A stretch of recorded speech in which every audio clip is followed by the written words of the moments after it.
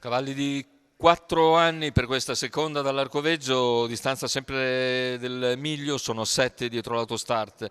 1 Kabila Bass, 2 Commander Lake, 3 Contessa SSM, 4 Cesare dei Veltri, 5 Cable Wise AS, 6 Contigo, seconda linea, 7 Camelot Call. Pronostico che vede i favori per Cable Wise AS, numero 5 Marco Stefani in sediolo, macchina che accelera. Vediamo la fase di lancio con Commander Lake veloce che conquista in breve la testa.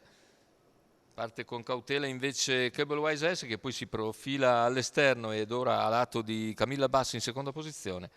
Ma al comando c'è andato Commander Lake con ottimo lancio dal 2 disteccato.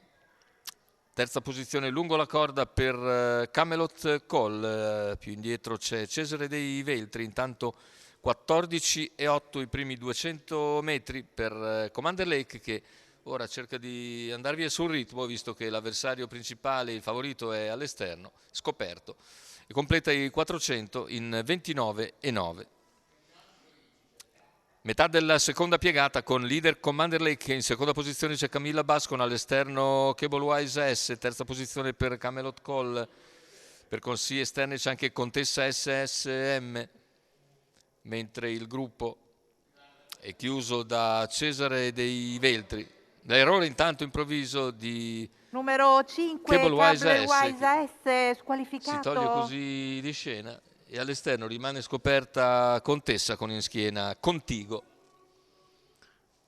Intanto Commander Lake continua la sua corsa di testa, ha completato in 1 minuto e 5 decimi i primi 800. Vediamo il chilometro che se ne va nell'ordine dell'1,16 scarso. In seconda posizione Camilla Bass, in terza c'è Camelot Call, all'esterno non riescono a farsi luce i due che erano percorsi esterni. Intanto c'è l'attacco deciso di Camilla Bass che va su un Commander Lake che non riesce per il momento a reggere l'affondo dell'avversaria, che si avvantaggia quasi completamente, deve ancora però perfezionare il sorpasso.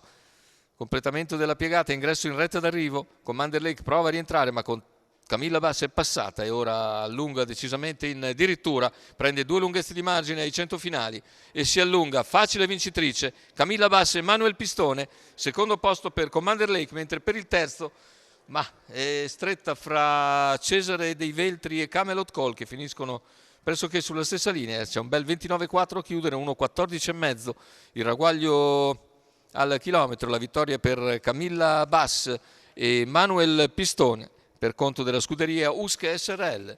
Andiamo a rivedere le fasi finali.